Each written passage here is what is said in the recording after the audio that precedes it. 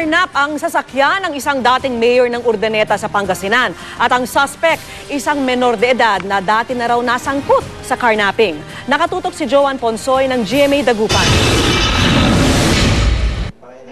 Napasakamay ng otoridad ang minor de edad na si Roger. Hindi niya tunay na pangalan matapos daw tangayin nito ang sasakyan ng dating alkalde ng Urdaneta City, Pangasinan. Kakilala raw ni former Urdaneta City Mayor Rodolfo Paraino ang minor de edad, kaya malaya siyang nakakapasok sa kanyang compound, maging sa loob ng kanyang bahay.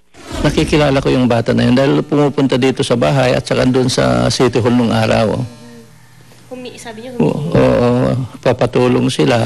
Madalas daw tulungan ng dating mayor si Roger, kaya hindi niya inakalang magagawa nitong tangayin ang kanyang sasakyan. Nitong Sabado, nahulang sospek nang makitang nakaparada ang ninakaw na sasakyan sa Barangay Tibag, Santa Barbara, Pangasinan. Nakatakda na raw sana itong ibenta sa Baguio City. Aminado naman si Roger na siyang tumangay sa sasakyan. Pero may iba pa raw siyang mga kasama na nagudyok sa kanya para mangarnap.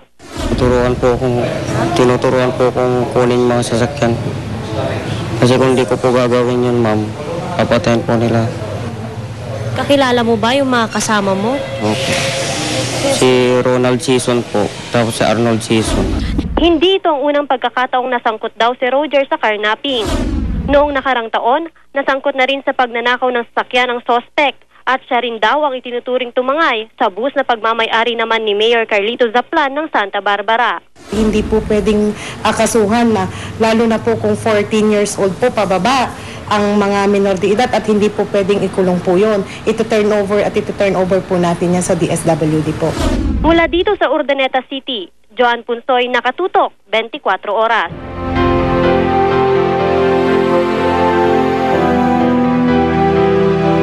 Nakapanghihinayang po mga kapuso ang mga batang may taglay na talino, ngunit may pinapasang matinding karamdaman. Gaya po ng 11 taong gulang na si Myra. Masipag mag-aral at matalino pero malaking balakid sa kanyang mga pangarap ang pakikipaglaban niya sa sakit na cancer. Singhaba ng pilukang ito ang dating buhok ni Myra. Malayo sa maikli niyang buhok ngayon. Unti-unting nalaga sa mga buhok ni Myra dahil sa lingguhang chemotherapy treatment para sa sakit niyang leukemia. Kahit nanghihina at nakakalbo na noon, sige pa rin siya sa pagpasok.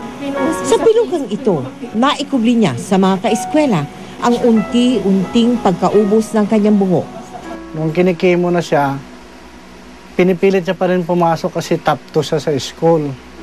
Kaya sabi niya, Papa, gusto ko maging top 1. Pangarap ni Myra na maging public school teacher. Inspirasyon daw niya ang kanyang mga guro. Kaya pursigido siyang mag-aral kahit pa madalas siyang namumutla at nilalagnat. Nahihirapan po ako. Tapos minsan pagka hindi ko na po kaya, umiiyak na lang po ako. Kasi hindi ko na po kaya. Minsan po pag tinutusukan ako ng gamot, hindi ko na po tinitignan. Pero nung nakaraang taon, bigla na lamang siyang hinimatay sa klase. Simptomas na pala yun ng kanyang leukemia o cancer sa dugo. Ina-avoid namin expose sila sa ibang may sakit kasi madali silang mahawat. Ang problema na sa bone marrow, sumasakit lahat ng buto nila. May mga pasyente ako, hindi sila makalakad, namamagay mga joints nila. Kahit nahihirapan na, iniisip pa rin ni Myra ang kanyang mga magulang na sinisikap siyang mapa-chemotherapy buwan-buwan. Nasa minimum lang ang sahod ng kanyang ama bilang security guard. Ang kanyang panganay na kapatid naman hindi na muna nagtuloy sa kolehiyo. Habang sinisikap naman ng kanyang ina na humingi ng tulong sa iba't ibang ahensya para sa kanyang pagpapagamot.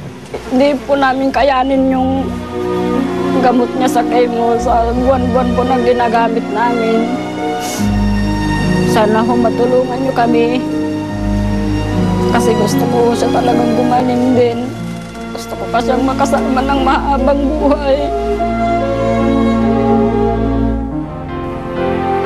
Kailangan po ni Myra na sumailalim sa 17 pang chemotherapy session upang makumpleto ang kanyang pagpapagabot. Mga kapuso, muli po nating bigyang pag-asa ang katuparan ng kanyang mga pangarap. Maraming salamat po sa Gotong Foundation at Evergotesco Malls na katuwang ng GMA Kapuso Foundation sa pagpapagamot kay Myra. Sa mga nais pong magbigay tulong kay Myra Binobo, maaari kayong magsadya sa tanggapan ng GMA Kapuso Foundation o magdeposito sa mga bank account o anumang sangay ng Cebuana Luwilier. Pwede rin po kayong mag-log on sa www.kapusofoundation.com. Susunod, mga ibinebentang ikangay exotic animals na sabat sa isang tindahan sa Cartimar sa Pasay. Bagong renovate na bahay ni Annabel Rama, sisilipin natin.